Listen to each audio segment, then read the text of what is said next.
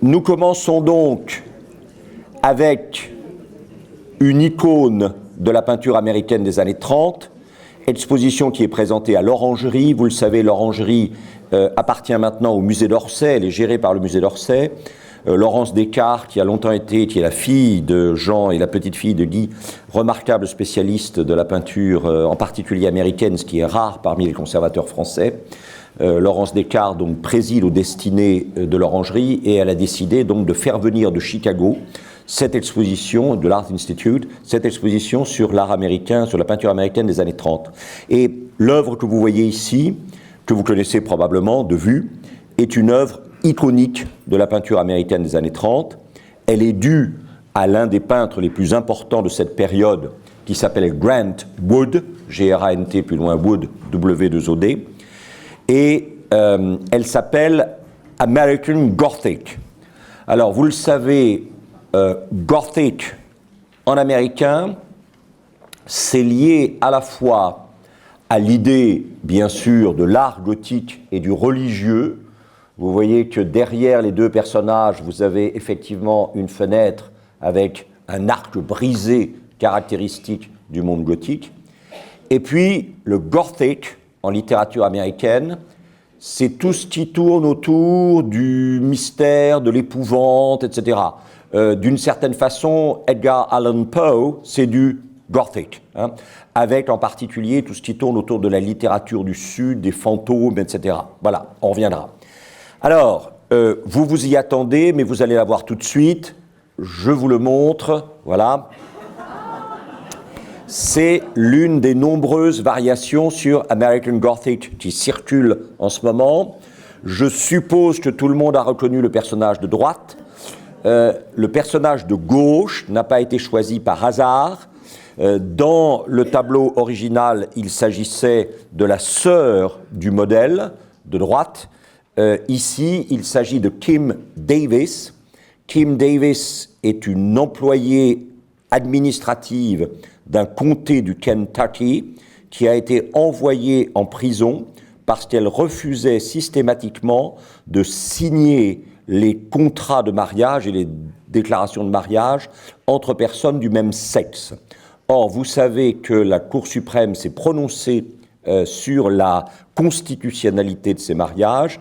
Cette décision de la Cour suprême fait autorité, effectivement, et jurisprudence, et donc toute personne qui s'oppose à cette décision ou qui refuse de la mettre en application est automatiquement, effectivement, en rupture avec la Constitution, et donc, évidemment, elle a été emprisonnée. La combinaison des deux personnes est assez extraordinaire. Nous allons y revenir tout à l'heure, car je ne vous cache pas que je vais essayer de montrer pourquoi la peinture des années 30, qui vient après une crise économique majeure, celle de 29, n'est pas sans lien avec the mood, l'humeur des États-Unis, qui, après la crise de 2008, a conduit probablement, effectivement, à l'élection de Donald Trump. Nous y reviendrons tout à l'heure. Toujours un petit élément de bibliographie, bien sûr le catalogue, mais la seule revue qui est produit un numéro hors série spécial sur la peinture américaine des années 30, c'est la revue L'Objet d'Art, où il y a d'ailleurs un très remarquable entretien avec Laurence Descartes, dont je parlais tout à l'heure, et qui est encore une fois responsable de la présence de cette exposition à l'Orangerie. Je vous signale quand même, parce que ça me paraît évident qu'il y a un lien entre les deux expositions, mais probablement avez-vous déjà repéré ce lien, l'existence au musée du Quai Branly Jacques Chirac d'une exposition qui s'appelle The Color Line et qui est consacrée aux artistes africains-américains et la ségrégation, c'est-à-dire la représentation par les artistes africains-américains du thème de la réalité de la ségrégation. Alors, ce qui est assez intéressant, c'est que entre le titre français, la peinture américaine des années 1930, The Age of Anxiety, l'âge de l'anxiété, et le titre de l'exposition à Chicago, il y a une différence majeure, puisque à Chicago, l'exposition s'appelait America After the Fall, painting in the 1930s, donc l'Amérique après la chute. Et ça, pour moi, c'est très important parce qu'il ne s'agit pas simplement de l'âge de l'anxiété, il s'agit de cette idée, si vous voulez, qu'il y a quelque chose de théologique dans, effectivement, la vision que l'Amérique a d'elle-même. Et là, je crois, tous ceux d'entre vous qui ont déjà suivi des conférences, malheureusement, sur les États-Unis, savent que j'ai toujours fait avec mes cagneux ou avec mes normaliens une différence essentielle entre l'Amérique qui est le rêve et les États-Unis qui sont la réalité. Et que la tension entre le rêve et la réalité, c'est ce qu'on appelle la civilisation américaine, les études de civilisation américaine. Et donc, il faut toujours repartir de cette idée que quand les pères pèlerins sont arrivés le 11 novembre 1620 sur la côte du Massachusetts, ils savaient très bien qui ils étaient. Ils étaient the chosen people, le peuple choisi. Ils avaient quitté la terre de l'esclavage, l'Égypte, c'est-à-dire l'Angleterre, où ils étaient sous l'autorité tyrannique de Pharaon qui les persécutait, c'est-à-dire le roi Jacques Ier d'Angleterre, d'abord Jacques VI d'Écosse, puis en 1603 devenu Jacques Ier d'Angleterre. Qu'ils avaient traversé évidemment le désert, pas pendant 40 ans, mais pendant un été, c'était l'océan Atlantique, et qu'ils arrivaient à la terre où coulait le lait et le miel. Et alors évidemment, quand ils ont ouvert les écoutilles du Mayflower, le 11 novembre 1620 sur la côte du Massachusetts, tous les 11 novembre d'ailleurs, pas simplement 1620, le moins qu'on puisse dire, c'est que la terre et le miel sont rares. Et c'est là où des gens comme William Bradford, qui a été élu à plusieurs reprises gouverneur de la colonie de Plymouth et qui a écrit un texte fondamental sur cette première colonie d'Amérique du Nord, enfin de la partie nord de l'Amérique du Nord, telle que nous la connaissons aujourd'hui, des États-Unis, William Bradford leur a dit « Le lait et le miel sont là, vous ne les voyez pas, mais ils sont là, vous allez pouvoir les faire sortir par votre travail. » Et vous voyez, ça c'est fondamental pour les États-Unis, ce qu'on appelle l'éthique puritaine du travail, the Puritan Work Ethics. C'est-à-dire, reprenant là une intuition probablement weberienne, sur éthique protestante et origine du capitalisme. Dieu s'est retenu de créer le monde parfait pour que l'homme puisse le porter à sa perfection par le travail. Et là, il y a une différence assez évidente entre une approche qui est à mon avis d'ailleurs fausse, mais qui prévaut dans un certain nombre de cercles catholiques romains, le travail serait le salaire du péché. Alors que dans beaucoup de communautés réformées, le travail est l'opportunité de contribuer à l'œuvre créatrice de Dieu. Et donc plus vous travaillez, plus vous vous rapprochez de Dieu. Et il est normal que Dieu manifeste par le fruit de votre travail, c'est-à-dire votre richesse, la bénédiction qu'il donne à l'effort que vous faites pour collaborer à son œuvre créatrice, volontairement jamais achevée. Dieu s'est retenu de créer le monde parfait pour que l'homme puisse le porter à sa perfection par le travail. Si vous avez des amis américains, et vous leur avez parlé de 35 heures, vous avez dû noter qu'il y a chez eux comme une sorte de difficulté culturelle à envisager. Parce que, en Amérique, plus vous travaillez, plus évidemment vous collaborez à l'œuvre créatrice de Dieu. L'Amérique, c'est la seconde chance de l'homme, c'est le second Éden. C'est le deuxième lieu de la deuxième promesse. D'où le fait que vous le vouliez ou non, il y a des liens très étroits, idéologiques et politiques, entre les fils de la première promesse, Israël, et les fils de la deuxième promesse, bien sûr, les États-Unis. Et quand vous regardez évidemment des représentations comme celle-ci, c'est-à-dire des représentations qui ont été réalisées par un peintre qui était lui-même un Quaker, qui s'appelait Edward Hicks. Ce tableau a été peint en 1834, il s'appelle « Le royaume de la paix », « The Peaceable Kingdom », et c'est une illustration directe, je ne vais pas vous réciter tout le chapitre, mais c'est une illustration directe du chapitre d'Isaïe, le chapitre 11, où il nous est dit que les animaux qui sont normalement en, disons, conflit dans la nature, ces animaux, le loup et l'agneau, le lion et tout ce qu'on voudra, vivent ensemble et heureusement. Et que cette paix retrouvée entre les animaux, c'est le signe que la terre américaine est bien le second Éden. Et alors évidemment, à l'arrière, vous avez la représentation de William Penn, le Quaker, qui va créer la Pennsylvanie, la forêt de Penn, pour que ses frères Quakers persécutés en Angleterre puissent s'y réfugier. Et au lieu d'imposer sa présence aux Native Americans, aux Indiens indigènes, aux Américains indigènes, il va installer la colonie à partir d'un traité de paix avec les Indiens. C'est une des rares colonies qui a été fondée à la base sur un traité de paix avec les Indiens. Et donc, ce Peaceable Kingdom va devenir, la Pennsylvanie va devenir, d'une certaine façon, une des versions les plus lisibles de cette donnée édénique, de cette nature édénique du territoire américain et de la nature américaine. D'où l'idée, très probablement, que contre cette forteresse sacrée, le malin travaille à l'extérieur. Et non seulement le malin travaille à l'extérieur, mais il va trouver à l'intérieur des complices de sa malignité.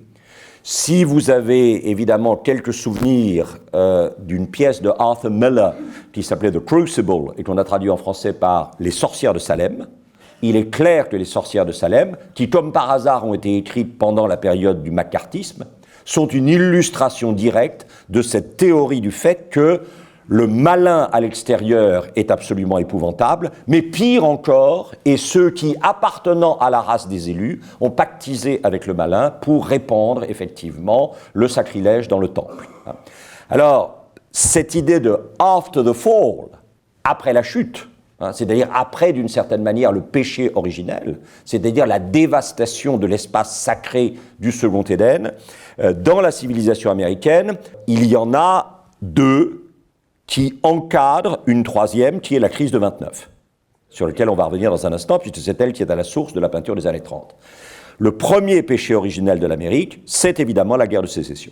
Vous avez ici là une photo prise par Timothy O'Sullivan. Vous savez que la guerre de sécession n'est pas la première guerre à avoir été photographiée, c'est la guerre de Crimée, mais c'est la première guerre à avoir été systématiquement photographiée par un groupe de photographes extrêmement importants, Timothy O'Sullivan dont je viens de parler, Alexander Gardner et Matthew Brady, qui vont véritablement imposer pour la première fois l'image à l'arrière, l'image photographique, c'est-à-dire constat de réalité, l'image photographique de l'horreur.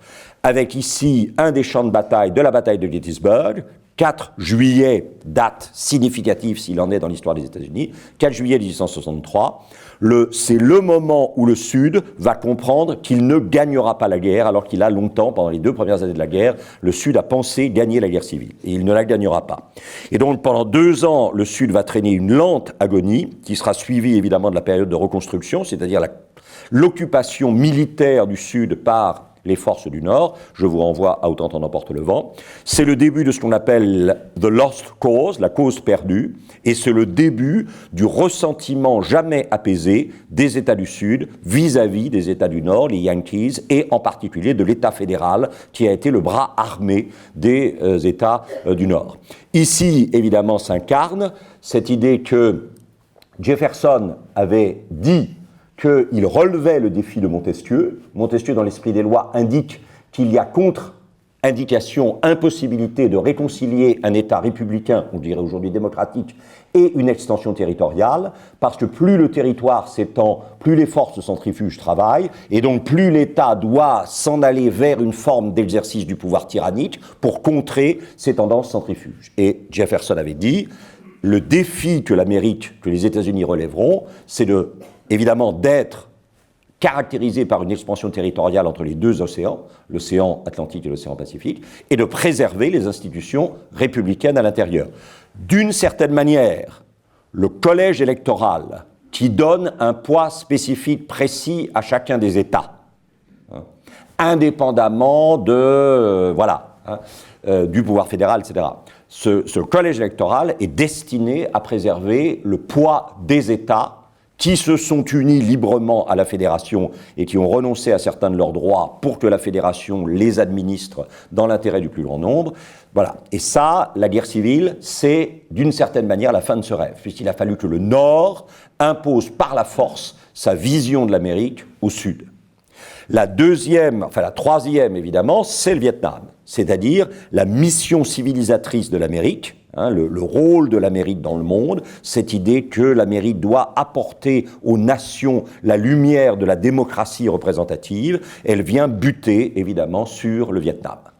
Et évidemment, la troisième mais elle est intermédiaire, elle est entre la guerre civile et le Vietnam. Le troisième péché originel, c'est le 29 octobre 1929, le moment où, effectivement, cette idée que la richesse était le signe de la bénédiction divine sur la collaboration que l'individu apportait à l'œuvre créatrice de Dieu volontairement jamais achevée, la richesse s'effondre dans la spéculation et donc, évidemment, des gens à l'intérieur ont contribué à la dévastation et au sacrilège qui habite maintenant la forteresse sacrée. Alors, Ralph Waldo Emerson, qui est le premier philosophe américain, et ceci n'est pas une contradiction dans les termes, je le rappelle, disait « America is another name for opportunity ». Et vous le savez, le grand problème de la civilisation américaine, c'est l'interprétation de ce mot « opportunity ». Est-ce qu'il s'agit de quelque chose d'idéal? Est-ce qu'il s'agit de quelque chose qui est une idée, un rêve, une sorte de lieu inatteignable qui entraîne l'Amérique dans une poursuite ou dans un désir effectivement de constamment se dépasser pour atteindre ce lieu inatteignable mais qui évidemment motive son mouvement, ou est-ce qu'il s'agit tout simplement opportunité, c'est-à-dire une sorte de chose matérielle, l'accumulation consommatrice de la richesse et des objets, pour tout simplement, effectivement, manifester que Dieu vous bénit votre travail. Bon. Et ça, cette ambiguïté du mot opportunité, elle est centrale. Elle est centrale, on reviendra sur Trump à plusieurs reprises pendant la conférence, mais je pense qu'il y a là aussi quelque chose qui commence à ouvrir ce lien entre la peinture américaine des années 30, la civilisation américaine et l'élection de Trump. Ce que vous voyez en bas est tragique, ironique et tragique, puisqu'on vous dit « Jobless men keep going », vous, les chômeurs, continuez à marcher, ne vous arrêtez pas ici, nous n'arrivons pas à prendre soin des nôtres, c'est-à-dire, sous-entendu, nous avons nous-mêmes tellement de chômeurs que, voilà. Alors, c'est vrai que l'histoire de la civilisation américaine, c'est quoi? C'est la constitution de communautés qui se voulait parfaite. Et quand il se trouvait que vous pensiez que la communauté n'était plus parfaite ou ne vous convenait plus, vous ramassiez vos affaires, vous partiez 20 ou 30 ou 40 kilomètres plus loin à l'ouest et vous pouviez recommencer une autre communauté parfaite selon vos critères à vous. Voilà. Mais là, effectivement, vous avez un mouvement qui n'est plus le mouvement vers l'ouest lié à opportunity, vous avez un mouvement auquel vous êtes condamné, que vous subissez, parce que vous passez sur l'espace américain d'endroit en endroit qui ne sont plus capables d'incarner pour vous ce rêve américain. Et du coup, vous avez évidemment cette image de Mabel Dwight qui date de 1935, qui s'appelle les Merchants of Death. Et vous voyez comment progressivement les vautours qui sont derrière se transforment en Wall Street, bien sûr, ça c'est clair. Et ça, si vous voulez, c'est au cœur évidemment de la campagne de Trump, on en reparlera tout à l'heure. Mais en même temps, quand vous nommez comme secrétaire d'État au Trésor, comme futur secrétaire d'État au Trésor, quelqu'un qui vient de Goldman Sachs encore, à peu près, là, ça irait, mais quelqu'un qui ensuite, évidemment, a racheté une banque en faillite avec des fonds d'État, etc., pour ensuite faire une fortune en millions de dollars sur la repossession des homes. Vous savez qu'une grande partie de l'électorat de Trump l'a rejoint parce que cet électorat ne supporte pas qu'on lui ait confisqué sa maison, parce que pour payer la maison a été hypothéquée, et quand évidemment les traites des hypothèques n'ont pas pu être payées, la maison, les banques les ont récupérées à leur profit et ont récupéré le droit de propriété sur elle. Or, le nouveau secrétaire d'État au Trésor est quelqu'un dont la fortune personnelle est constituée par l'argent qu'il a accumulé. Moi, je pense qu'on va vers quelque chose de probablement assez grave, c'est-à-dire que dans quelques semaines, dans quelques mois au plus tard, toute une partie de l'électorat de Trump va s'apercevoir qu'il a été berné, tout simplement, roulé dans la farine. Et le seul problème pour moi, évidemment, c'est que cet électorat a des armes. Et il faut le savoir, c'est le deuxième amendement, elles sont là, tout le monde les connaît, les gens en Europe ne veulent pas les voir, mais si vous êtes allé dans l'Amérique, c'est-à-dire partout sauf à New York. New York n'a jamais été l'Amérique, ne sera jamais l'Amérique. Mais si vous êtes allé dans l'Amérique profonde, dans le sud profond, si vous êtes allé à l'est des Rocheuses, si vous êtes allé là vous savez. Et là, je pense qu'il va y avoir un ressentiment absolument terrible, l'impression d'avoir été floué complètement, d'avoir affaire à quelqu'un qui fait n'importe quoi suivant l'inspiration du moment. Et là, ça risque effectivement de devenir très grave. On n'abuse pas le peuple de cette manière-là, impudemment. The government of the people, by the people, for the people, ça ça finira par ressortir. Et cet argument central de la campagne de Trump, qui est à l'origine de la peinture des années 30, c'est-à-dire cette idée que dans les années 30, toute l'Amérique pense qu'elle a été trompée par Wall Street, et qu'en fait, l'Amérique profonde subit la peine d'un péché qu'elle n'a pas commis, mais qui a été commis en particulier à New York par les spéculateurs. Et du coup, cette caricature contemporaine, elle est complètement transférable sur le monde de l'Amérique des années 30. Avec, regardez le personnage qui vient de Main Street, c'est-à-dire l'Amérique traditionnelle, les petites villes de l'Amérique traditionnelle. Il est en train de se tourner vers Wall Street et de tendre sa casquette d'ouvrier blanc, white trash, pour recevoir effectivement une aide. Et évidemment, le personnage de Main Street, qui traîne derrière lui son sac plein de dollars, non seulement ne l'aide pas, mais finit de lui piquer le peu qu'il lui restait. Et ça, c'est absolument fondamental. Je pense très honnêtement que ce genre de caricature qui circule depuis 15 jours, en même temps je circule les nouvelles cartes du nord de l'Amérique, puisque je suppose vous allez sur Google de temps en temps et vous avez vu ça. Vous savez qu'à l'heure actuelle, il y a de nouvelles cartes du nord de l'Amérique qui circulent, où les 3 grands États de la côte ouest, Washington, Oregon et Californie, rejoignent en fait le Canada et se séparent des États-Unis, puisqu'ils ont voté massivement Clinton. Il y a des gens que ça amuse et qui disent « oh, comme c'est drôle ». Je crois que c'est pas du tout amusant, honnêtement. Parce que je pense, si vous connaissez bien, si vous avez des amis californiens, et qui appartiennent par exemple au monde, effectivement, du digital, sont des gens qui ne sont absolument pas sans réfléchir à cette possibilité-là. Et donc nous allons avoir un monde qui va beaucoup bouger. Ça, c'est clair. Et il faut s'y préparer, je pense. Alors, il faut toujours repartir de cette idée, émersonienne s'il en est. Yet, America is a poem in our eyes. Its ample geography dazzles the imagination, and it will not wait long for meters. Et oui, l'Amérique est un poème devant nos yeux. L'ampleur de sa géographie éblouit l'imagination, et elle n'attendra pas longtemps pour être célébrée poétiquement.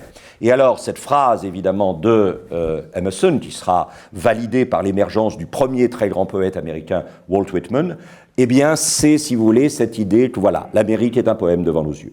Albert Bierstadt, La vallée de la Yosémite, en 1868, vous avez véritablement l'impression que la nature américaine n'est qu'un voile à peine opaque qui est déployé sur la surface incandescente de la présence divine. Au fond, le Dieu américain est plus encore qu'un Dieu sauveur ou rédempteur, un Dieu créateur. Ça, je crois que c'est extrêmement important. Et alors, dans cette nature, évidemment, l'obligation de l'homme, c'est de bouger, d'être en mouvement. Et d'être en mouvement depuis l'Est, qui est beaucoup trop sous influence européenne, comme chacun sait, l'Europe étant une mauvaise mère, qui persécute ses enfants pour la pureté de leurs idées religieuses et qui en plus ne leur donne pas à manger. Pensez à la famine de l'Irlande au milieu des années 1840. Et donc, plus on s'éloigne de l'Europe, plus on devient américain, plus on s'américanise. Et si par hasard vous avez traversé l'Amérique d'est en ouest, vous savez que plus vous allez vers l'ouest, plus les paysages deviennent absolument, effectivement, somptueux, comme une trace visible, là encore une fois, de la présence créatrice divine. Et vous avez ici un tableau qui est un tableau de propagande, on peut le dire très clairement, qui est dans le grand escalier qui monte à la Chambre des représentants au Congrès, tableau d'Emmanuel Leutze qui s'appelle « Westward the course of empire takes its way », c'est vers l'ouest que le cours de l'Empire effectivement se dirige, et le titre est inspiré de vers rédigés par George Berkeley, le grand philosophe idéaliste anglais, vers qui s'intitulait « Vers sur la perspective de planter les arts et le savoir en Amérique », 1728, et à nouveau, American exceptionalism, l'exception américaine, est affirmée clairement. L'Amérique n'est pas comme les autres pays, elle est le sommet du plan divin. C'est-à-dire que le plan divin s'achève dans la création de l'Amérique. Alors après, est-ce que les États-Unis sont fidèles à l'Amérique? Ça, c'est autre chose. Mais westward the course of empire takes its way, c'est vers l'ouest que le cours de l'Empire se dirige. Les 4 premiers actes sont déjà passés. 4 premiers actes, tout le monde n'est pas d'accord. Certaines personnes pensent qu'il s'agit de la Syrie ou Babylone, l'Égypte, la Grèce, Rome. Certains pensent qu'il s'agit de l'Égypte, Grèce, Rome, et puis l'Europe, si vous voulez, du Moyen-Âge, enfin de la fin du Moyen-Âge à, voilà. Bon. Mais en tout cas, the 4 first acts are already passed. A 5th, et ça, évidemment, le 5e acte, c'est l'Amérique. A 5th shall close the drama with the day. Le 5e mènera la pièce jusqu'à sa fin, comme d'ailleurs le jour. Et là, vous avez la grande, effectivement, périphrase de qu'est-ce que c'est que l'Amérique? L'Amérique est le plus noble rejeton du temps. Time's noblest offspring is the last. Le plus noble rejeton du temps est le dernier, c'est-à-dire, bien sûr, l'Amérique. Et alors, le tableau, qui est un peu lourd, je vous le concède, vous le prouve, hein, vous voyez bien que vous êtes ici sur ce qu'on appelle en américain « the continental divide », la ligne de partage des eaux des Rocheuses. Tout ce qui est à droite et dans l'ombre, c'est l'Est. Or, l'Est est toujours sous-américain, et tout ce qui est à gauche et dans la lumière, c'est l'Ouest. Et c'est toujours à l'Ouest que l'américanité est bien sûr la plus forte. Inutile de vous dire que ce premier sectionnalisme nord-sud qui conduit à la guerre de sécession est redoublé par un sectionnalisme est-ouest et que d'évidence, le sud-est est la partie la moins américaine de toute l'Amérique et le nord-ouest est la partie la plus américaine de toute l'Amérique. Comme par hasard, le nord-ouest, c'est l'État de Washington, c'est Seattle, c'est Bill Gates, c'est tout ce que vous voudrez. Hein, voilà, c'est absolument évident. Et donc, vous avez le détail qui tue, c'est le cas de le dire, hein. Côté Est, côté Europe, vous avez quelqu'un qui meurt, l'Est c'est le lieu de la mort, c'est le lieu du vieillissement, c'est le lieu de l'inféodation idéologique à l'Europe, alors qu'évidemment, l'Ouest c'est le lieu de la véritable américanité, c'est le lieu de la naissance, et vous avez une jeune femme qui est en train, contre l'enterrement que vous avez vu ici, une jeune femme qui est en train de donner naissance à un enfant, avec son mari qui lui désigne l'Ouest, la terre de opportunité, justement, et le mari porte un chapeau qui ressemble étonnamment à David Crockett. Si vous rajoutez en bas la baie de San Francisco, avec à gauche Meriwether Lewis, le secrétaire particulier et cousin de Thomas Jefferson, qui est à l'origine de cette première grande épopée américaine, l'expédition Lewis-Clark, qui en 1804 a essayé de trouver le passage du Nord-Ouest et a en tout cas tracé la première route de l'Est vers l'Ouest, hein, et puis à droite, Daniel Boone, hein, qui est là, et qui est le grand éclaireur qui a conduit pour la première fois une troupe de migrants à travers les Appalaches en 1775. C'est ce qu'on appelle la déclaration d'indépendance réelle, la déclaration d'indépendance textuelle venant simplement en 1776. Ça, rajouté au reste, vous avez là un manifeste de l'identité américaine que dans l'ensemble, il faut bien dire, les Français ignorent, relayés par des journalistes qui n'ont jamais pris la peine de travailler véritablement la civilisation américaine. Je ne veux pas dire du mal de Madame Bacharan, mais alors vraiment, on se pose des questions. Hein, voilà. Et alors, vous voyez ici, ça c'est très intéressant parce qu'on a changé d'Amérique. Vous voyez ce que je veux dire? Ça c'est Hopper, en 1963, qui vous dit la même chaîne de montagnes qui était le lieu de tous les mouvements et de tous les espoirs pour se sortir de l'Est et du monde ancien et basculer dans l'Ouest et dans le monde nouveau, cette même chaîne de montagnes, maintenant, on la regarde depuis des chaises longues. L'Amérique, finalement, est devenue le fossoyeur de son propre rêve. Hein. On retrouve des choses comme ça, évidemment, chez John Gast, dans American Progress, qui date de 1872, où vous voyez effectivement une allégorie féminine plus ou moins séduisante, portant évidemment le texte sacré de la Constitution, qui est en train de déployer le fil du télégraphe. En avant, bien sûr, les Indiens avec leurs travois et les bêtes sauvages et les bisons surtout, ce qui est très important, je n'ai pas le temps de m'attarder là-dessus. Et derrière, les mineurs, les premiers fermiers, les chariots bâchés, les diligences, le Pony Express, le chemin de fer, et là-bas, effectivement, le lieu coupable, la côte Est, dont le commerce est orienté vers l'Europe, au lieu, bien sûr, d'être orienté vers l'Ouest. Et probablement une des figures qui annonce le plus nettement la peinture américaine des années 30, c'est une sorte de, si vous voulez, de lieu édénique par rapport auquel la peinture américaine des années 30 va éprouver une nostalgie essentielle. C'est un tableau anonyme, hein, naïf.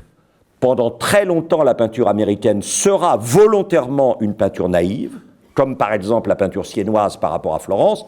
Je suppose que tout le monde qui a travaillé un peu la peinture sait à quel point aujourd'hui la peinture siennoise nous paraît naïve par rapport par exemple à l'invention de la perspective florentine. Hein. Et ici, vous avez une peinture naïve, tout simplement parce que si par hasard votre peinture donnait l'illusion de la réalité, vous seriez en rivalité créatrice avec Dieu, qui étant le seul créateur du réel. Toute image ne peut que se désigner comme image, c'est-à-dire pâle copie de la seule création qui vaille, celle qui est effectivement de nature divine. Et en même temps ici, le tableau porte un titre absolument extraordinaire, « Celui qui travaille son champ aura sa récompense ».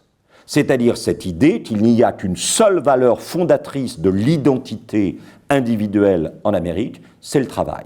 Or, après la crise de 29, vous allez avoir effectivement une perte massive d'emplois, comme vous l'avez dans l'Amérique post-2008, 2008 servant évidemment de révélateur à une lente, parfois plus rapide, mais inexorable dégradation de l'emploi industriel aux États-Unis, d'où, d'une certaine manière, Trump.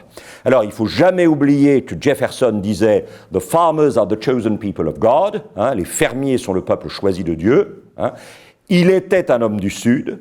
Il savait que, d'une certaine manière, l'organisation latifondière de la propriété agraire dans le Sud était une répétition du servage européen et donc était anti-américaine. Mais il l'a quand même soutenu, ou il n'a pas pu s'en séparer. Il n'a jamais libéré ses esclaves, ni de son vivant, ni à sa mort, alors que George Washington a soigneusement, par testament, libéré ses esclaves à sa mort. Bon. Lui ne l'a jamais fait, Jefferson, mais en même temps, c'est quelqu'un qui était suffisamment lucide intellectuellement pour savoir que l'esclavage était une importation européenne, le servage, et que, d'une certaine manière, elle condamnait l'américanité du Sud, et qu'un jour ou l'autre, l'américanité du Sud devrait céder à l'américanité du Nord, qui est caractérisée, évidemment, par le petit fermier individuel citoyen. Et je reprends là brièvement les analyses de Tocqueville. Qu'est-ce qui est possible à ce fermier? Ça, c'est fondamental, c'est l'autosuffisance économique. C'est-à-dire qu'aux États-Unis, vous devez être autosuffisant économiquement. Si vous ne pouvez survivre que grâce à une aide venue d'ailleurs, vous n'êtes probablement pas aussi américain que vous devriez l'être. Et là, la critique de l'Obamacare est évidente. C'est-à-dire, l'Obamacare institutionnalise le fait que les gens ne font pas suffisamment d'efforts pour être américains par le travail. Alors vous pouvez être pas d'accord avec ça, mais malheureusement, je veux dire, les gens qui ont voté Trump sont absolument convaincus de ça. Ils ont peut-être tort, they may be wrong, but they believe it nevertheless. Ils le croient néanmoins, ça c'est clair. Cette autosuffisance économique va garantir votre égalité sociale. C'est-à-dire que comme par votre travail, vous êtes capable de subvenir aux besoins, les vôtres et ceux de ceux dont vous avez la responsabilité, vous n'avez pas besoin d'aliéner votre force de travail dans les mains de n'importe qui. Vous savez qu'à l'origine, Jefferson envisageait d'interdire l'industrie sur le sol américain, parce que pour lui, elle reproduisait une forme d'esclavage industriel qui était effectivement à bannir de la terre promise américaine. C'est absolument étonnant. Les Lords of the Loom, les seigneurs du métier à tisser, étaient, disaient les gens du Sud, infiniment pire que the Lords of the Lash, les seigneurs du fouet, parce que les seigneurs du fouet s'occupaient de leurs esclaves 24 heures sur 24. Il y avait une sorte de sécurité sociale locale, si vous voulez. Alors que dans les grands, évidemment, mills du Nord, les grandes industries du Nord, les ouvriers arrivaient le matin, ils repartaient le soir, ce qu'ils faisaient entre-temps, personne ne s'en occupait. Si vous vous souvenez de cet admirable film de propagande pro-Sud qui est Autant en emporte le vent, la première fois où vous voyez Madame O'Hara, après la scène entre Scarlett et les jumeaux Tarleton sur la terrasse de Tara, la première fois que vous voyez Madame O'Hara, elle revient de soigner une esclave. Et donc, d'une certaine manière, derrière ça, vous avez l'idée qu'il n'y a rien de plus préoccupé du bonheur de ceux qui vous appartiennent que les propriétaires d'esclaves. Et donc, égalité sociale parce que vous n'avez besoin d'aliéner votre force de travail dans les mains de personne. Et alors, c'est ça qui est merveilleux, complètement anti-français. C'est-à-dire que nous, on a la liberté là-haut, et puis ensuite, on déduit tous les droits des gens. Puisqu'ils sont libres, ils ont tous ces droits-là. Aux États-Unis, on vous dit, commencez donc par être autosuffisant économiquement, ensuite, vous serez socialement égal, et du coup, vous deviendrez politiquement libre. Mais la liberté n'est pas un principe d'où on déduit effectivement des droits, c'est l'autosuffisance économique qui est une réalité dont on induit effectivement des droits. C'est complètement différent. Les gens comprennent. C'est pour ça qu'il y a toujours eu un problème entre les États-Unis et la France. Il y a un messianisme américain qui n'a rien à voir avec le messianisme français et réciproquement. Alors, on a été alliés parce qu'on les a aidés et que quand même en 1917, ils nous ont un peu rendu la monnaie de notre pièce, c'est-à-dire qu'ils sont revenus gentiment, mais Lafayette nous voici. Mais il faut bien voir que ce sont deux formes de révolution qui sont radicalement différentes. Et les gens qui essaient de penser ou de faire croire que c'est la même chose se trompent intellectuellement complètement. Ça, c'est clair. Et donc, à ce monde-là, qui est un monde heureux, et dans lequel le travail n'est pas le salaire du péché parce que vous avez été exclu de l'Éden, mais le travail est ce qui permet à l'Éden de se maintenir en tant qu'Éden, alors évidemment, vous allez basculer dans un autre monde, qui est le monde de l'Amérique des années 30, c'est-à-dire Benton Murdock Spruance, qui vous montre une série de gravures étonnantes qui malheureusement ne sont pas à l'exposition, mais que tout le monde connaît quand on travaille sur la peinture américaine des années 30. Ça s'appelle The People Work, les gens travaillent, et cette série de gravures s'appelle Morning, le matin. Et là, vous voyez que par rapport aux fermiers individuel, qui assurait seul par son travail la vie, le bonheur, la respectabilité de la famille dont il avait la charge, là on est dans une massification, dans une anonymisation, ce que David Reisman, au début des années 50, appellera « the lonely crowd », la foule solitaire.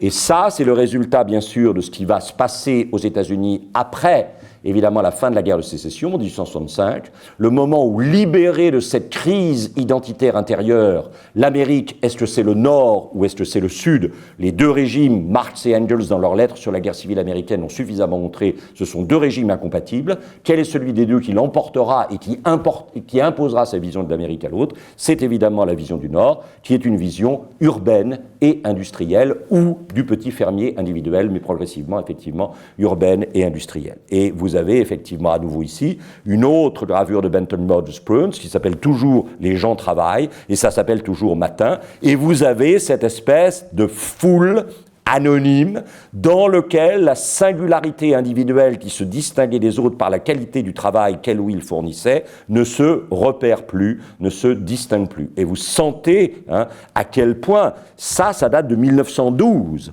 donc de 25 ans avant les images que vous voyez là. Et il s'agit bien sûr d'un arc-en-ciel sur le Grand Canyon, peint par un type qui s'appelle Thomas Moran, qui est un des grands peintres, évidemment, du mouvement de découverte et d'exploration progressive du monde de l'Ouest.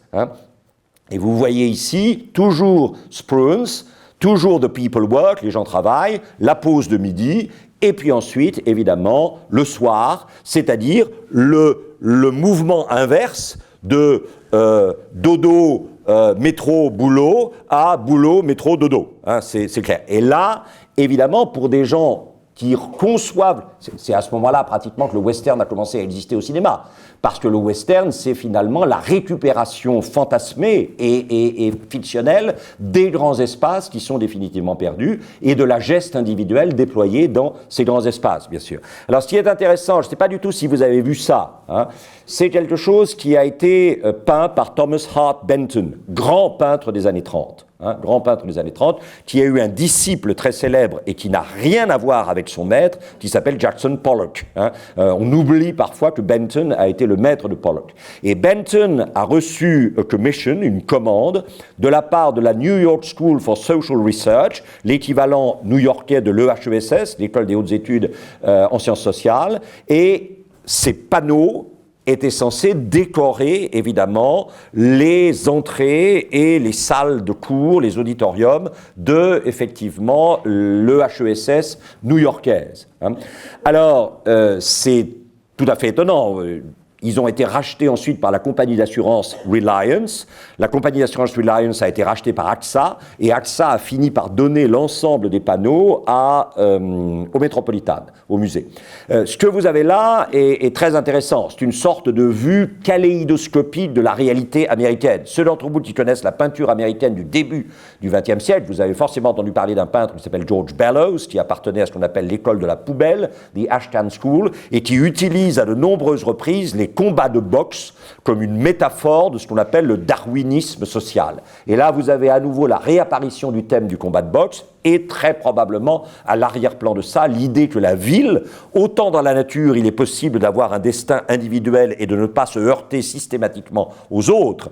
Archibald MacLeish, grand poète américain qui était bibliothécaire de la bibliothèque du Congrès, c'est-à-dire la bibliothèque nationale américaine, et qui a accueilli à ce titre St. John Perse aux États-Unis en 1940, MacLeish a écrit un poème qui s'appelle New Found Land, Nouvelle Terre trouvée, dans lequel il dit, parlant de l'Amérique, « Here it is one man and another and wide ». Ici, il y a un homme, et puis un autre, et entre les deux, l'espace.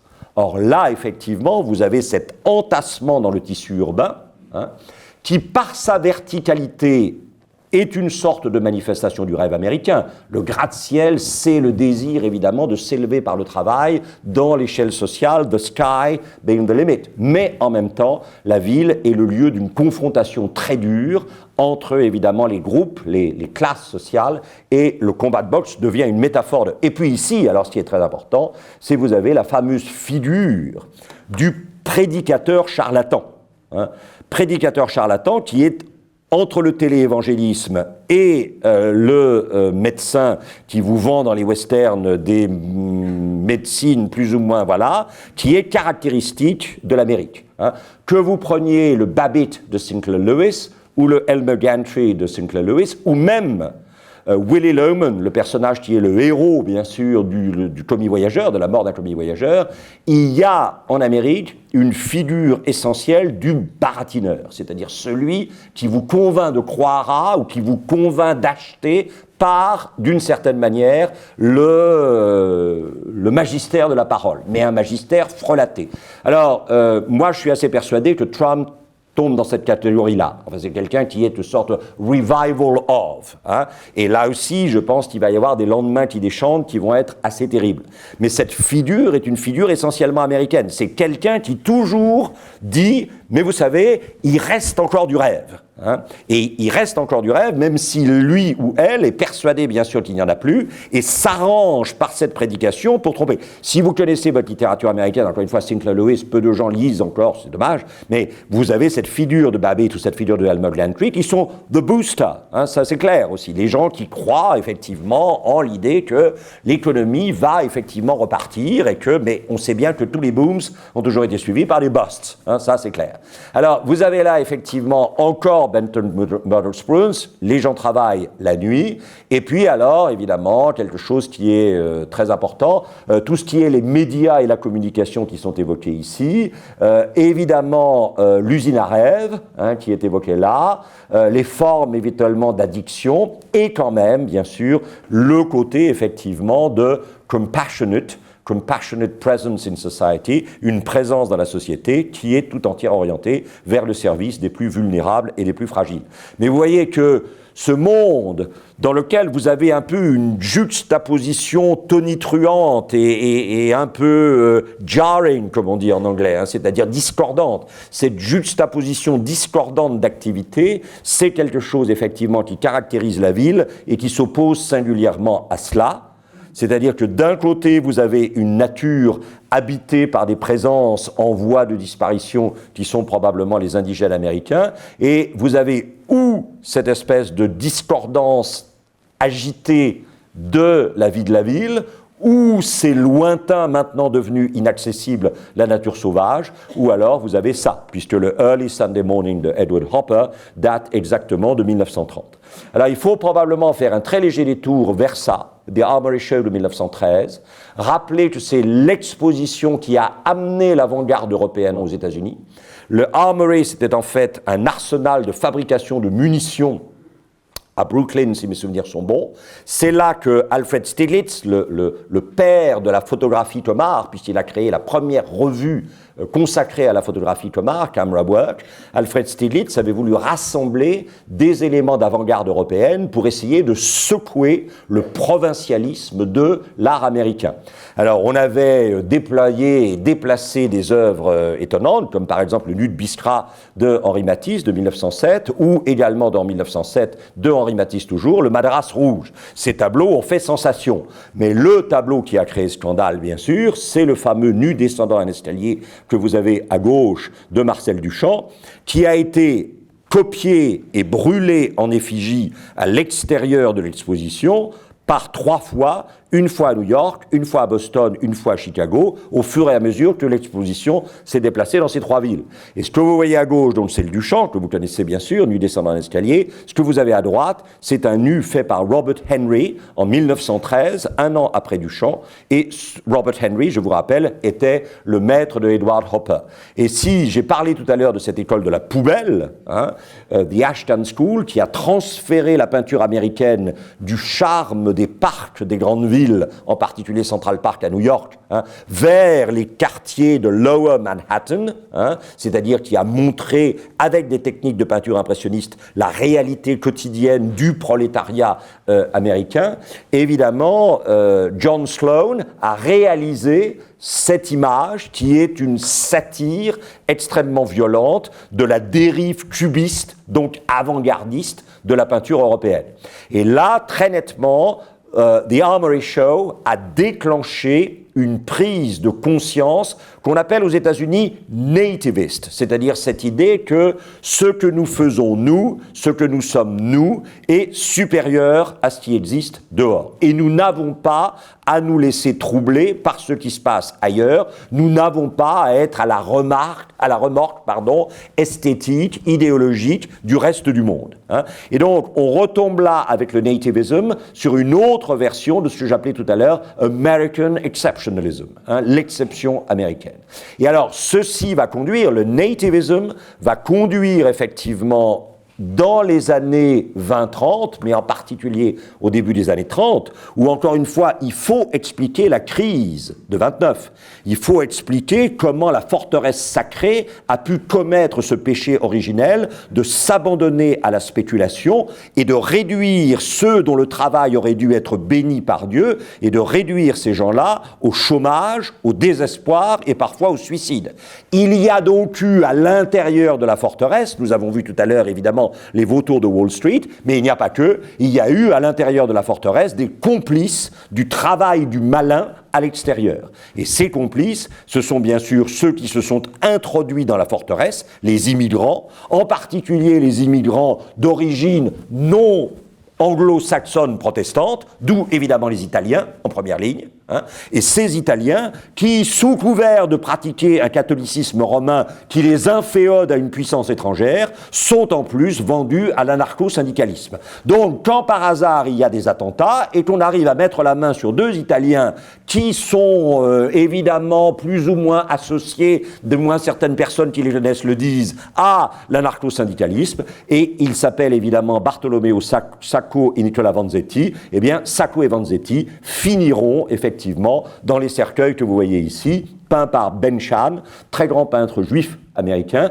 qui évidemment remet en cause un exercice de la justice caractérisé par, alors ça je crois que c'est très important, un grand penseur américain dont plus personne ne parle aujourd'hui, mais qu'il faudrait vraiment relire. C'est un personnage qui s'appelle Richard Hofstadter, qui a publié en 1964 un livre essentiel qui s'appelle The Paranoid Style in American Politics, le style paranoïaque dans la politique américaine. Et c'est vrai que vous le voulez ou non, cette conception d'une Amérique comme une forteresse sacrée génère une vision paranoïaque du reste du monde. Et donc, il y a, et Trump c'est l'exemple parfait de ça, hein, il y a un style paranoïaque dans la politique américaine. Alors, si vous regardez deux artistes américains essentiels des années 30, à gauche, John Stuart Carey, dont nous aurons l'occasion de reparler. À droite, Grant Wood, l'auteur du American Gothic que nous avons vu tout à l'heure. Si vous regardez effectivement, c'est très étrange de voir deux artistes qui n'ont absolument pas la dégaine de rapins parisiens, hein, mais qui sont habillés en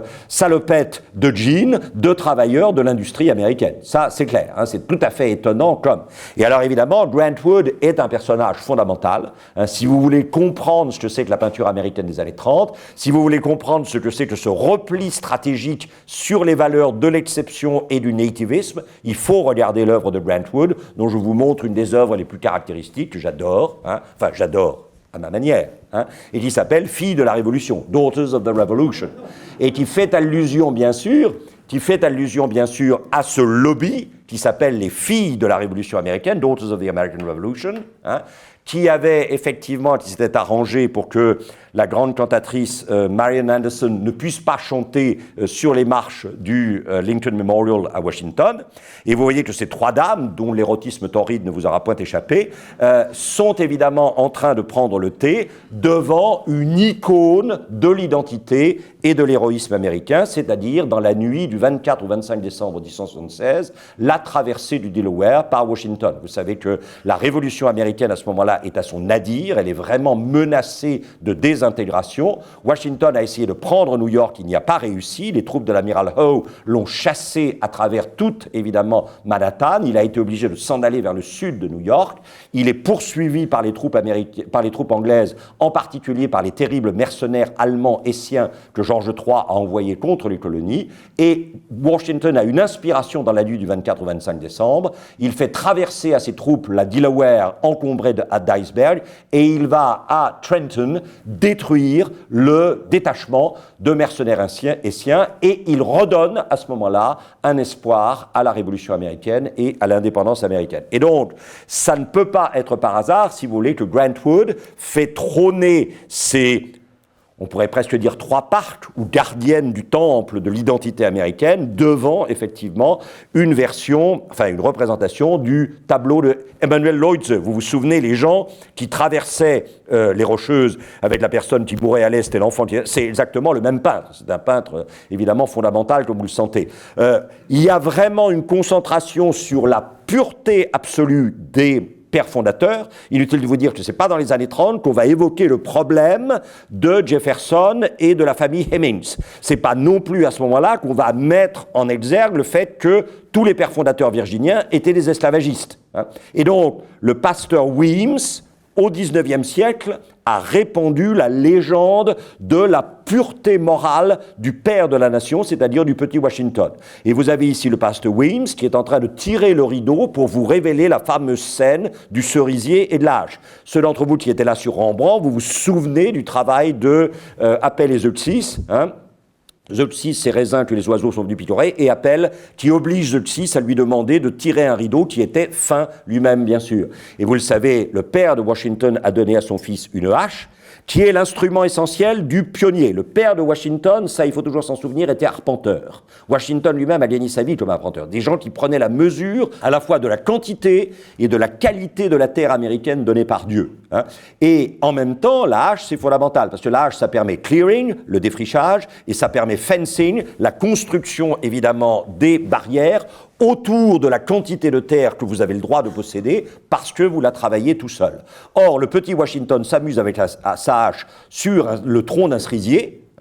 Évidemment, on accuse l'esclave local jusqu'au moment où le petit Washington aura le courage d'aller avouer à son père que c'est lui qui. Et évidemment, la grandeur morale de Washington est immédiatement mise comme exemple pour l'ensemble de la population américaine. Autre œuvre de Grant Wood, fondamentale, c'est évidemment la chevauchée nocturne de Paul Revere dans la nuit du 18 au 19 avril 1775. Les troupes britanniques sortent de Boston pour aller chercher à Lexington les deux leaders de l'agitation bostonienne, John Hancock et Samuel Adams.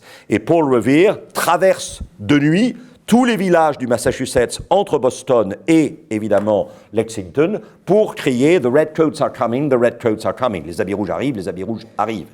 Et vous le savez, il ne s'appelle pas plus Revere que vous et moi. En fait, il s'appelle Paul Rivoire. Son grand-père est né natif de Sainte-Foy-la-Grande.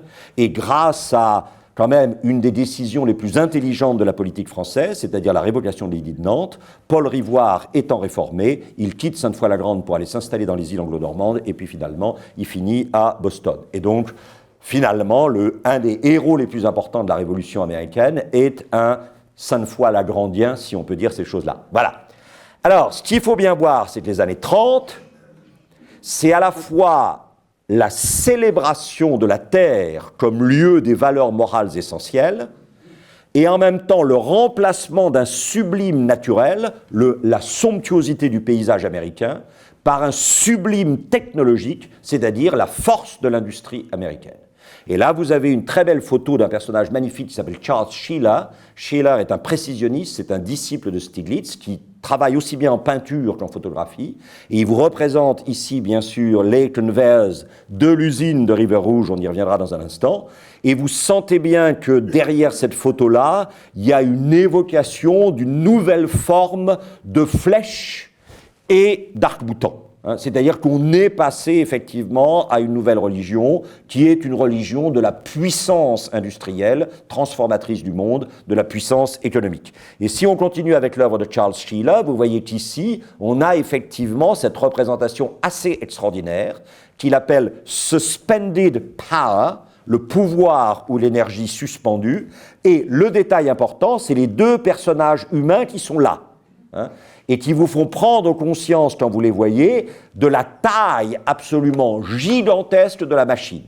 Sheeler est généralement considéré comme le peintre ou l'artiste le plus important de ce qu'on appelle aux États-Unis, les années 30, c'est-à-dire « the machine age », l'âge de la machine. Et cet âge de la machine, c'est le nouveau sublime.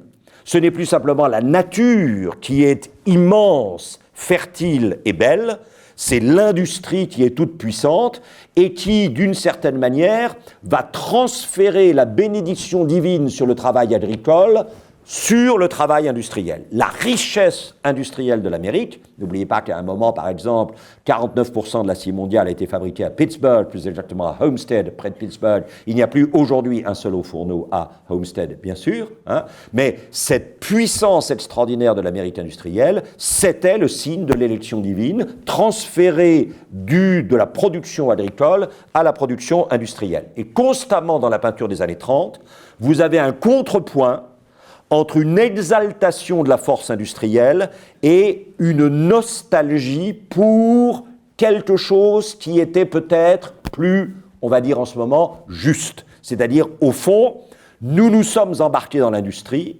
nous avons choisi la vision d'Alexander Hamilton, le premier secrétaire d'État au Trésor américain, le premier ministre des Finances américain, nommé par George Washington. Nous avons tourné le dos à la vision agraire de Jefferson. Est-ce que nous avons eu raison ? Et est-ce que nous qui étions un peuple dont l'exception venait de ce don de l'Éden que Dieu lui avait fait, est-ce qu'en tournant le dos à cet Éden agricole, nous n'avons pas finalement, nous ne sommes pas devenus infidèles à la promesse qui nous avait été faite? Et ça, vous ne pouvez pas empêcher que les années 30 vont être entièrement caractérisées par ça, avec évidemment cette idée que le développement industriel suppose une financiarisation boursière et que, évidemment, l'échec, la destruction de la financiarisation boursière suppose peut-être une vengeance ou une punition par Dieu contre la mauvaise voie choisie. Alors, en dehors de Charles Sheila, j'insiste quand même sur ce personnage que j'aime beaucoup, qui s'appelle Charles Demuth, très grand peintre américain, né à Lancaster en Pennsylvanie, qui va faire une très belle carrière de précisionniste. Et vous voyez tout de suite que chez Demuth, il y a quelque chose qui prend en compte le cubisme européen. Hein. Cette fragmentation de l'espace en zones géométriques, ça c'est déjà une référence au cubisme européen, qui met Demuth un peu plus loin que Sheila dans une interrogation sur le monde industriel. Et puis vous avez, je crois que ça c'est beaucoup plus net chez Demuth que chez Sheila, le thème tout de suite de la pollution, c'est-à-dire le thème de la fumée. Hein. Cette idée que nous sommes peut-être ici dans un monde infernal. Parce que, évidemment, le feu infernal, ça produit de la fumée. Et est-ce que cette énergie déployée par l'industrie est une énergie bonne, saine, ou est-ce que c'est une énergie démoniaque, c'est-à-dire est-ce que c'est une parodie critique de la création divine, une rivalité avec la création divine, dont le mal intrinsèque se perçoit par la manière dont elle pollue la nature. Et du coup, dans les années 30, vous avez constamment une tension entre ces représentations idylliques de la nature, comme ici la River Bend, le méandre numéro 4 de 1938 par Marvin Cohn, un peintre régionaliste américain. Et alors vous sentez tout de suite, hein, c'est très net, l'extraordinaire féminisation du paysage. Hein. Le paysage est constamment évoqué en termes de corps féminin, donc peut-être de corps maternel qui a été effectivement violenté par la geste industrielle. À nouveau un Charles Demuth qui s'appelle My Egypt, c'est extrêmement intéressant. Hein. Ça veut dire que quand il vous montre le paysage industriel avec ses éléments de fumée, ses éléments de cubisme européen, d'une certaine façon, Charles Demuth vous dit « mais je suis prisonnier comme dans une Égypte » et donc finalement l'industrie, c'est ce qui a introduit l'idée de « the land of bondage », la terre d'esclavage, dans la terre promise. Hein. L'irruption de l'Égypte dans la terre promise, c'est l'irruption effectivement de la terre où le peuple choisi est en esclavage alors qu'il devrait être libre dans la terre de la promesse, d'où évidemment s'opposant à ces visions à la fois fascinantes par leur géométrie et en même temps inquiétantes par cette géométrie même, l'apparition de ces extraordinaires représentations idylliques de la nature. Grant Wood, toujours, Labour d'automne, 1931. Et vous voyez qu'en même temps que vous avez ça, vous avez un Ralston Crawford, hein, qui je crois n'est pas à l'exposition mais qui est quand même très important, élévateur de grains à Buffalo, au bord du lac Erie en 1937. C'est-à-dire que finalement, on va en reparler dans un instant, même le geste agricole a été contaminé par l'industrialisation et par la quête du profit plutôt que par la quête de l'indépendance économique, de l'égalité sociale et de la liberté politique. Alors je passe rapidement là-dessus, mais je dois quand même vous signaler, parce que probablement certains d'entre vous le savent, que Le Corbusier avait une fascination pour les élévateurs de grains du bord du lac Erie à Buffalo. Et on retourne évidemment chez Grant Wood avec Young Corn, le jeune blé, 1931. Vous sentez à quel point cette peinture, qui peut vous laisser un peu hésitant ou dubitatif au niveau esthétique, est thématiquement très très forte. Elle tourne le dos de manière systémique à tout ce qui est l'envahissement du Jardin d'Éden par la geste industrielle, et elle refuse de faire de cette geste industrielle la nouvelle manifestation de l'élection divine. Alors que si vous prenez ici Charles Sheila, où le seul personnage humain, j'ai toujours du mal à le trouver, est là, il s'agit en fait de la première usine majeure de Ford, de Henry Ford, sur la rivière Rouge, près de Détroit, à Dearborn, et vous le savez, Ford a dit que, tel un mécène renaissant, il avait convoqué son artiste de cour, Charles Sheila, pour que Charles Sheila puisse mettre en image les sources de la légitimité, du pouvoir et de l'influence de Henry Ford. Et là, c'est quand même très étonnant. Et alors, si vous regardez ça, que j'aime beaucoup, je trouve ça étonnant, Spring Turning, évidemment, labourage de printemps, à nouveau, toujours Grant Wood, 1936. Et vous voyez que Grant Wood vous dit, ce monde naturel, aux ondulations à nouveau très courbes, très féminines, il est en train d'être envahi par une géométrie rationnelle qui ne peut venir que de l'industrie. Et donc, même le labourage est contaminé par une préoccupation autre que. Et le détail est étonnant. Et vous voyez encore Charles Sheila dans ce qu'il appelle le Classic Landscape de 1931, paysage classique, comme si finalement l'âge classique aux États-Unis, c'était l'âge de l'industrie, c'était l'âge de la machine. Et toujours Hart Benton qui, en contrepoint, vous dit, mais attention, le geste sacré, le geste essentiel, celui dans lequel se manifeste l'élection divine de la manière la plus fidèle et la plus signifiante, c'est le geste agricole, comme il le dit, cradling wheat, c'est-à-dire évidemment, cradle, vous savez, ça veut dire le berceau, et donc d'une certaine manière, vous transformez les épis de blé en une sorte de berceau, vous les mettez dans un berceau, et vous voyez bien que tout ça a à voir avec la naissance, le développement de la vie, l'organique contre le mécanique. Et alors du coup, évidemment, on voit l'importance d'un tableau comme celui-ci, réalisé dès 1876 par un personnage qui s'appelait Andrew Putnam Hill, et qui vous montre comment l'espace agricole est déjà dès 1876, 11 ans après la fin de la guerre civile, envahi par le mécanique. Le mécanique vient troubler, ruiner l'organique. D'où, évidemment, dans les années 30, ce tableau extraordinaire de Joe Jones, que là aussi, esthétiquement parlant, ça vous dit peut-être rien, mais c'est quand même très important, ça s'appelle tout simplement Our American Farms, nos fermes américaines. Et donc vous voyez qu'ici, ce que Jones vous dit, c'est que en cédant à la tentation d'une industrialisation de l'agriculture, nous avons tué finalement la terre qui était la garantie offerte par Dieu de son élection et de la bénédiction de notre travail. Nous avons détruit le signe de la bénédiction divine. Nous sommes donc au cœur, effectivement, de l'infidélité et du sacrilège. Alors sur une note moins, mais vous voyez que Georgia O'Keeffe, en 1931, vous montre quoi? Une bucrane, une tête de bœuf décharnée, pour vous montrer que finalement, effectivement, la nature est en danger de destruction par la rapacité du geste producteur. Alors elle dépose des calicots blancs qui ajoutent une nuance de dérision à ce constat de mort, mais c'est quand même très... Et du coup, alors, vous le savez, parce que vous avez probablement tous vu à un moment ou à un autre les raisins de la colère ou lu, c'est le problème du Dust Bowl de l'Oklahoma, c'est-à-dire cette idée que dans l'Éden, s'est réintroduit la terre gaste, la terre vaine, celle dont on ne peut plus rien faire, celle qu'on ne peut plus cultiver, et celle dont les habitants sont condamnés à la faim parce que leur main s'est refermée de manière trop rapace sur le don divin et qu'elle a voulu effectivement s'approprier ce don divin pour l'exploitation, d'où évidemment cette errance, que j'adore, photographiée par une des plus grandes photographes des années 30 aux États-Unis, Dorothea Lange, avec ce merveilleux moment où vous avez les deux hobos qui sont en train de marcher sur la route, thème on the road, thème authentiquement américain, mais ce qui est génial, c'est la publicité. Next time, take the train. La prochaine fois, prenez le train, relax, détendez-vous. Bon, voilà.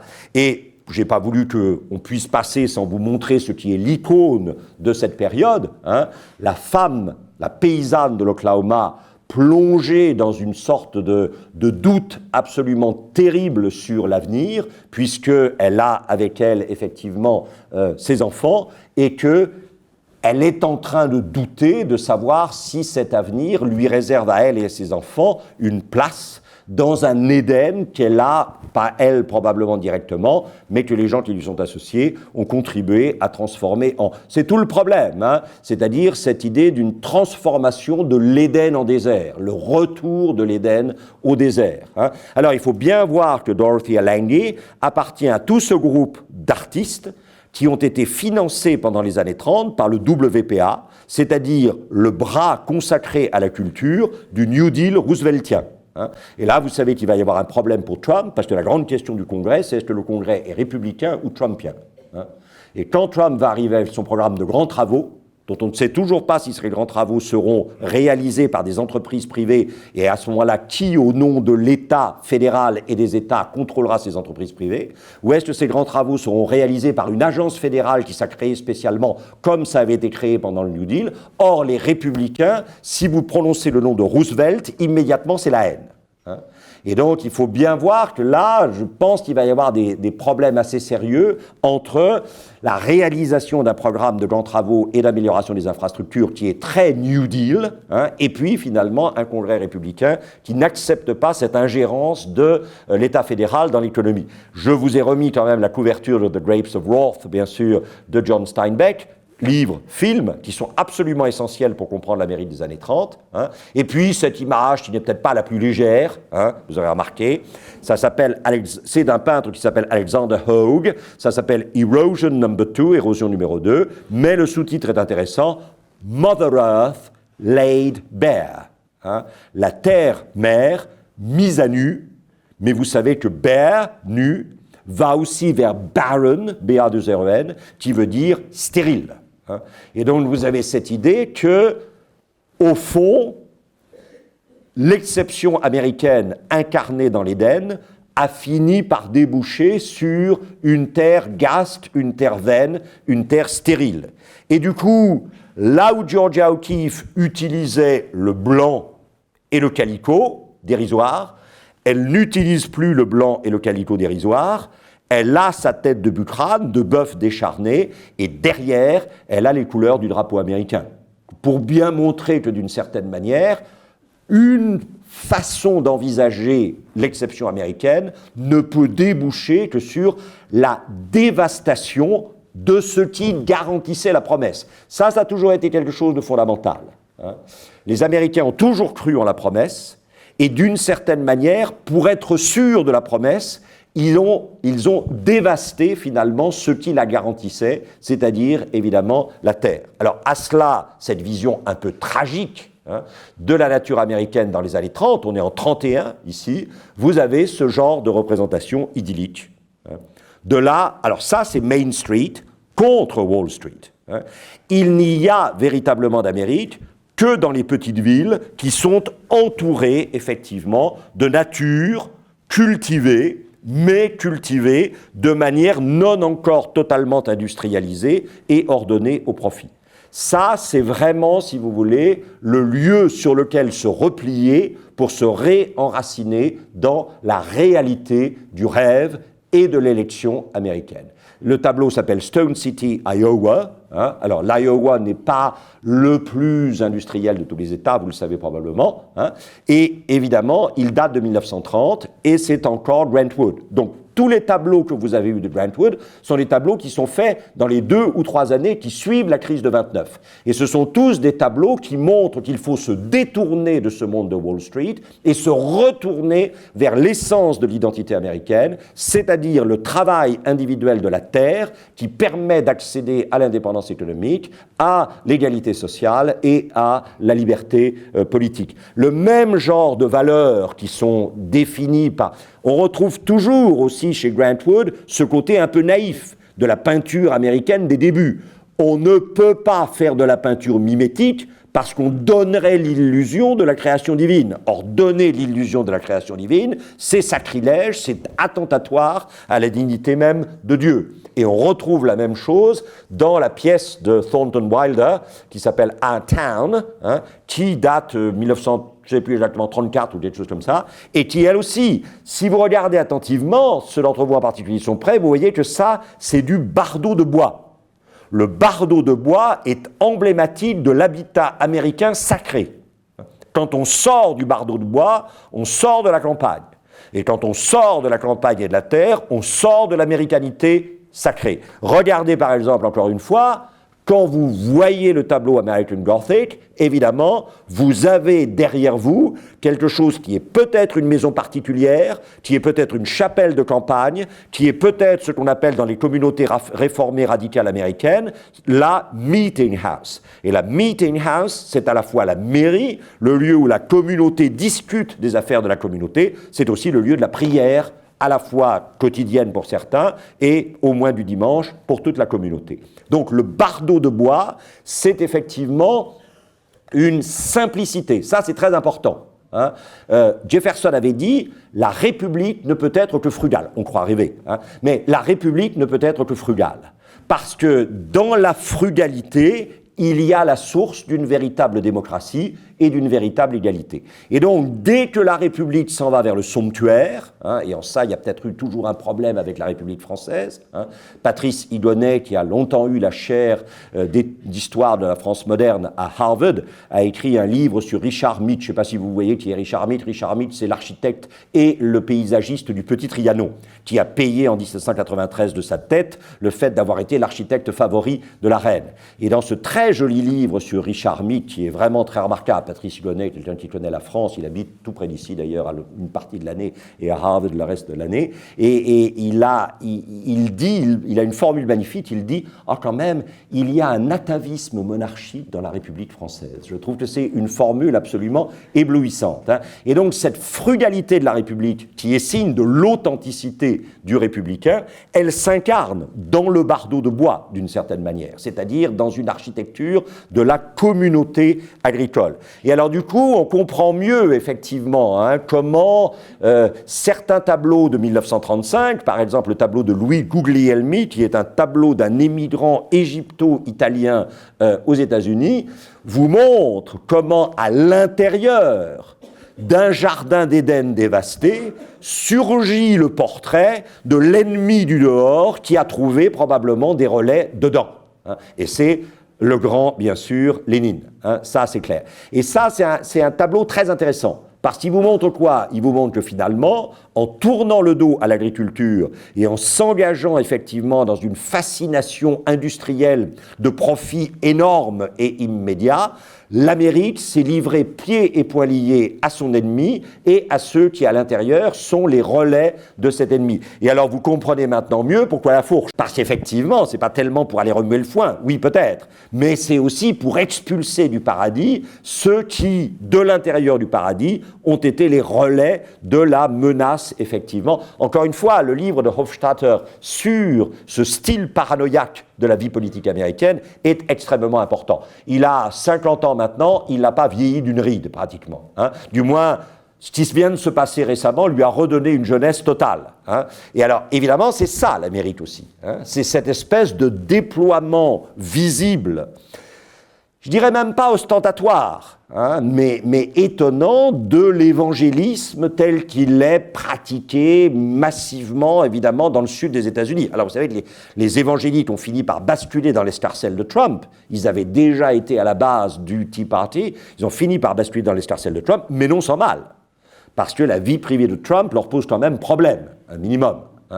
Mais ils ont pensé que Trump représentait effectivement contre Hillary Clinton et toutes ces formes de perversion que sont le mariage pour tous, l'avortement, etc. Il fallait faire front contre ça.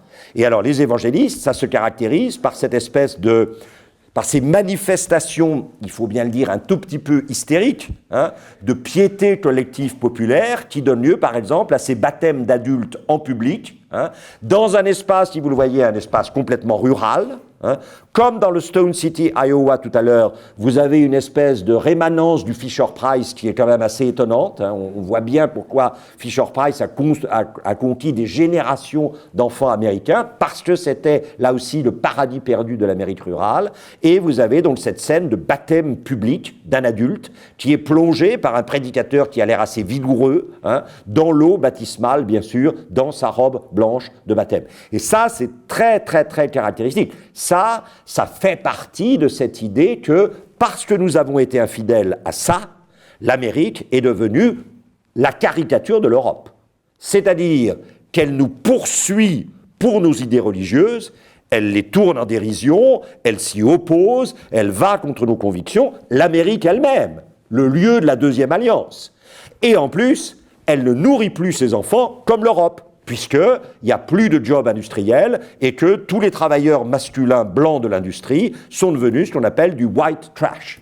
Ça, c'est quand même absolument... Le sentiment de white trash, hein, qui est fondamental, lisez le livre de, comment ça s'appelle, Nancy Eisenberg, je crois, qui vient de sortir, qui est probablement la meilleure étude qu'on a publiée aux États-Unis depuis 50 ou 60 ans sur la paupérisation de la population industrielle blanche. Et c'est cette population industrielle blanche paupérisée qui est devenue effectivement le socle de l'électorat trumpien. Que Trump ait recueilli le vote du Sud, c'est absolument normal, parce que le Sud a une dent essentielle contre l'État fédéral qui lui a imposé la fin de l'esclavage et l'asservissement économique du Sud aux intérêts industriels du Nord. Que la région le long des Rocheuses vote contre l'État fédéral, c'est une région qui vit de mines, d'exploitation de la forêt et d'élevage de bétail. Or, ces trois activités sont totalement destructrices de l'environnement et depuis 40 ans, l'État fédéral n'arrête pas d'imposer dans cette région ce qu'on appelle des wilderness zones, des zones de nature sauvage, où on ne peut faire ni mine, ni élevage, ni effectivement travail sur l'exploitation de la forêt. Mais que pour la première fois, et c'est ce qui fait l'élection de Trump, elle est le résultat de la concaténation qui ne s'était jamais produite avant, de trois types d'électorats qui appartiennent tous au centre des États-Unis, entre les deux chaînes, hein, le Sud, profond, évidemment, le Nord industriel transformé en ceinture de rouille, et puis, évidemment, le Piémont Est des Appalaches. Alors, ce monde un peu fou du Sud évangélique a un auteur fondamental qui s'appelle Flannery O'Connor, que vous voyez ici. Ce livre de nouvelles, ce recueil de nouvelles étonnant qui se traduit en français sous le titre « Les braves gens ne courent pas les rues hein, »,« A good man is hard to find ». Pour ceux d'entre vous qui veulent savoir ce que c'est que le Gothic du Sud, alors là, lisez ça, c'est absolument étonnant. Et dans ce Gothic du Sud, bien sûr, il y a ça. Hein. Cette idée quand même qu'on a laissé pendant des décennies une justice expéditive et totalement privée se déchaîner de façon inacceptable avec une violence terrifiante contre effectivement les minorités raciales, surtout les Noirs. Hein, à travers, effectivement, le lynchage et l'activité de groupes complètement fous, comme le Ku Klux Klan. Hein. Quand vous pensez que le grand sorcier du Ku Klux Klan n'a pas attendu une minute pour féliciter Trump de son élection, on se dit que quand même, hein, là il y a un petit problème. Et du coup, évidemment, ce genre de violence faite à la communauté noire, à peine libérée de l'esclavage, mais pas rémunérée par une réforme agraire réelle, du coup la communauté noire, et là ça se rapproche de l'exposition sur The Color Line, s'est jetée dans les trains qui l'ont emmené vers les villes industrielles du Nord, dont les Noirs ont fourni le premier prolétariat industriel majeur, à Chicago, à New York ou à Saint-Louis. Même si à Harlem, vous avez eu momentanément, effectivement, un mouvement littéraire autour de County Cullen, de Langston Hughes, de Richard Wright plus tard, de William H. Johnson, peintre noir que vous voyez ici, même si Harlem a été un moment une sorte de petite Athènes africaine-américaine, avant de devenir effectivement un ghetto au moins aussi grave que les autres. Et vous voyez, Stuart Davis, ici, peintre très important des années 30, on est en 1932, hein, vous traduit, regardez par exemple la présence évidemment de l'Empire State, hein, qui va être terminée en plein milieu, effectivement, de la crise. L'Empire State est terminé en 30-31. Hein. Eh bien, cette vision très européenne, là vous avez une technique artistique qui est très cosmopolite, qui est très inspirée par l'Europe, qui s'oppose complètement à ce que nous avons vu de Grant Wood jusqu'à maintenant. hein.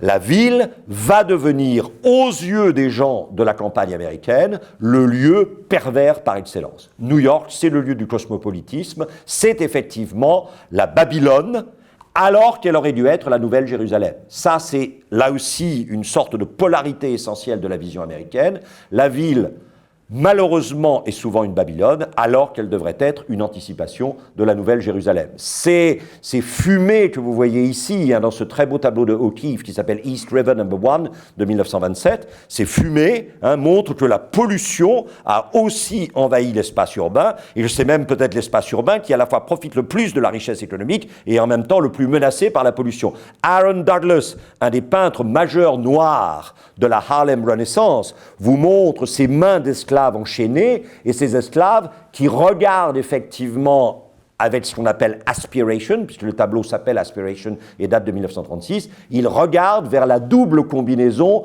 de l'industrie et du gratte-ciel. Et Aaron Douglas est en train de leur dire, méfiez-vous, cette double combinaison effectivement de l'industrie et du gratte-ciel qui vous fait rêver, c'est un leurre. Vous allez être dans une situation d'esclavage presque pire que dans les communautés organiques sudistes où vous étiez avant.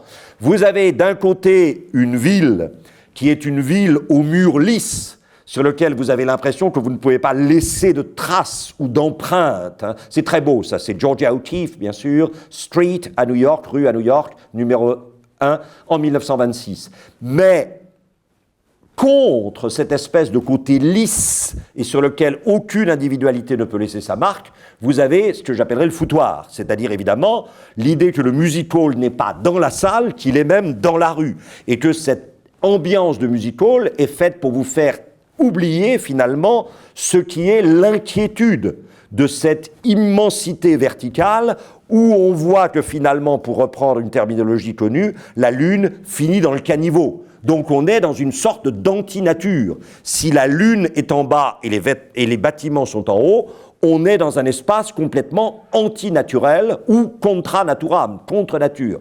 Et alors évidemment, pour échapper à cet espace, il vous reste l'usine à rêve, the Dream Factory, c'est-à-dire évidemment Hollywood et le cinéma, et l'identification complètement fantasmée et frauduleuse à des figures héroïques, western ou autres, qui se défilent sur évidemment les écrans, alors qu'ils n'existent plus pratiquement dans la réalité. Et il faut Hopper effectivement pour traduire ça de la manière finalement la plus convaincante. Mais on arrive à des moyens de gagner de l'argent, puisque l'argent a été piqué par les vautours que vous avez vus dans l'une des premières images, et qu'il a été joué de manière spéculative à Wall Street et perdu dans l'irresponsabilité absolue. Il faut gagner de l'argent comme on peut, c'est-à-dire par les marathons de danse, représentés ici par Philip Evergood en 1934, des couples de jeunes hommes et femmes dansant jusqu'à l'épuisement, le dernier couple à tomber étant celui qui ramassera effectivement la mise. Et vous savez que ceci a fait l'objet d'un roman par Horace McCoy qui s'appelle They Shoot Horses, Don't They? On achète bien les chevaux, qui lui-même donnera naissance évidemment à 2 films.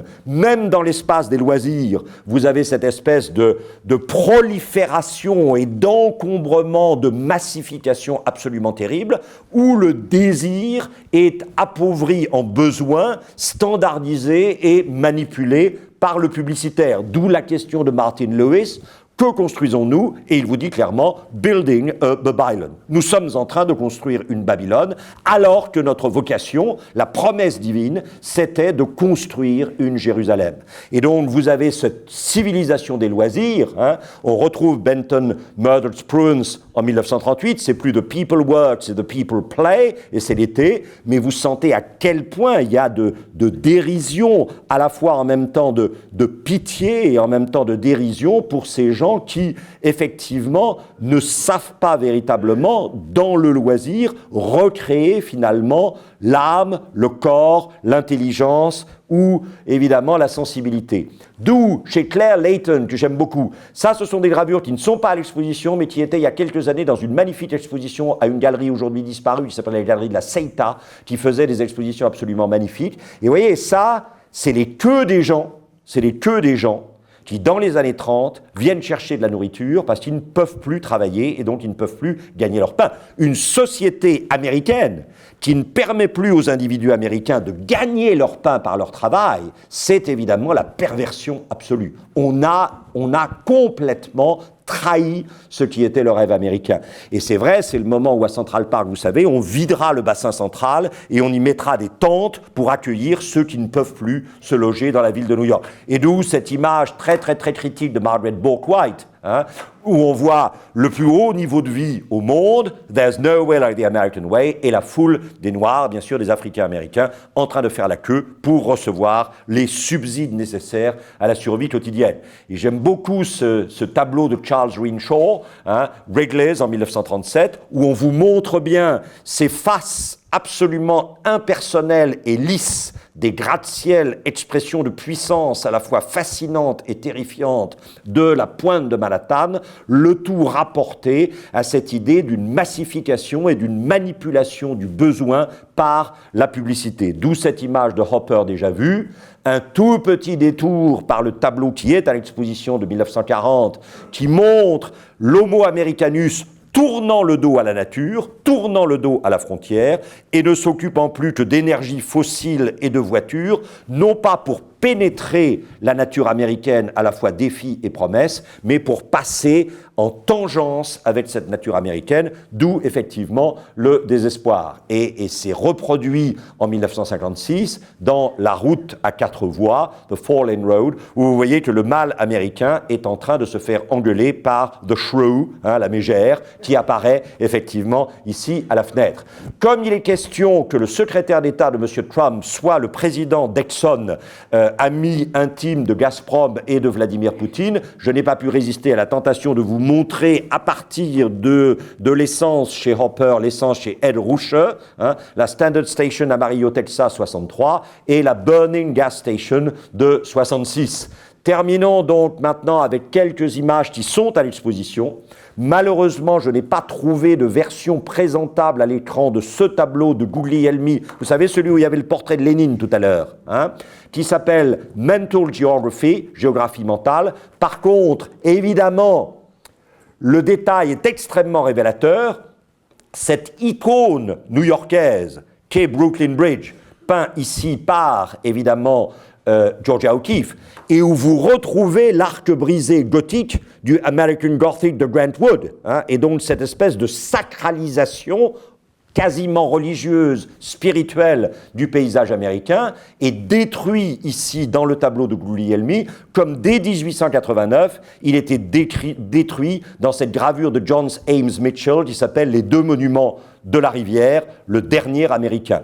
Et ça, vous ne pouvez pas empêcher que dès la fin des années 1880, au moment de l'urbanisation et de l'industrialisation massive, un certain nombre d'Américains ont commencé à jouer la carte prophétique, c'est-à-dire la dénonciation, bien sûr, de cet asservissement du rêve américain, non pas à opportunity idéal, mais à opportunity matérielle. Et vous ne pouvez pas empêcher qu'un certain nombre de gens aux États-Unis pensent que ce qui s'est passé le 11 septembre, c'est évidemment la manifestation d'une vengeance divine, et peut-être plus grave encore, la visibilité enfin de ce qu'on appelle declinism, c'est-à-dire quelque chose qui hante l'Amérique ou les États-Unis à l'heure actuelle, cette idée que l'Amérique, qui pensait être un peuple et une économie toujours en expansion, sont pour la première fois hantés de manière générale et massive par l'idée que le sommet est déjà dépassé et qu'on est entré finalement dans le déclin. D'où évidemment la tentation de partir,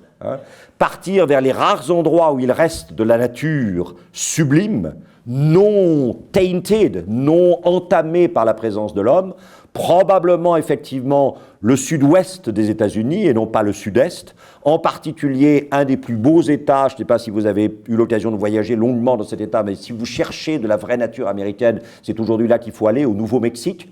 C'est là, vous le savez, qu'après sa rupture avec Stiglitz, Georgia O'Keeffe s'est réfugiée dans un ranch à Abiquiu. Si un jour vous allez à Abiquiu, qui est pas très loin de Taos et de Santa Fe, surtout allez visiter le ranch de Georgia O'Keeffe et faites-vous emmener en promenade par ses anciens amis qui vous montreront tous les endroits qu'elle a peints et vous montreront les toiles, les reproductions des toiles qu'elle a faites face au site. C'est clair que ce monde-là, c'est une manière d'échapper à ce que Gottlieb vous montre, c'est-à-dire cette économie carbonifère des États-Unis qui à la fois utilise des énergies fossiles qui ne se renouvelleront pas et qui donc dirigent l'économie américaine vers la mort et en même temps, évidemment, polluent l'espace américain. Or, vous savez qu'un aspect du programme de Trump, c'est le retour au charbon. Hein. Là aussi, vous avez un très beau livre d'un type qui s'appelle Vance, qui s'appelle Hillbilly Elegy, et qui est un très beau livre sur le blues existentiel, mais c'est pas le blues comme ça, décoratif, hein, c'est vraiment la perte complète de sens existentiel de ces communautés du charbon dans les Appalaches, auxquelles s'opposent ces merveilleux paysages, évidemment, du Nouveau-Mexique de O'Keeffe, et puis cet homme américain qui au départ se concevait comme un individu fort, constituant une communauté forte, car ça, il faut toujours se souvenir que la communauté américaine n'est pas forte parce que ses individus sont faibles et qu'elle supplée par sa force à la faiblesse des individus. La communauté américaine n'est forte que parce que ses individus sont forts. Et à partir du moment où l'individu, vous le voyez ici chez Hopper, est vu de haut, et il est écrasé dans un espace urbain qu'il n'habite plus de manière convaincante, alors il n'y a plus qu'un espoir, c'est de prendre, comme vous le dit Georgia O'Keeffe en 1964, Road to the Ranch, la route du ranch. Je vous remercie.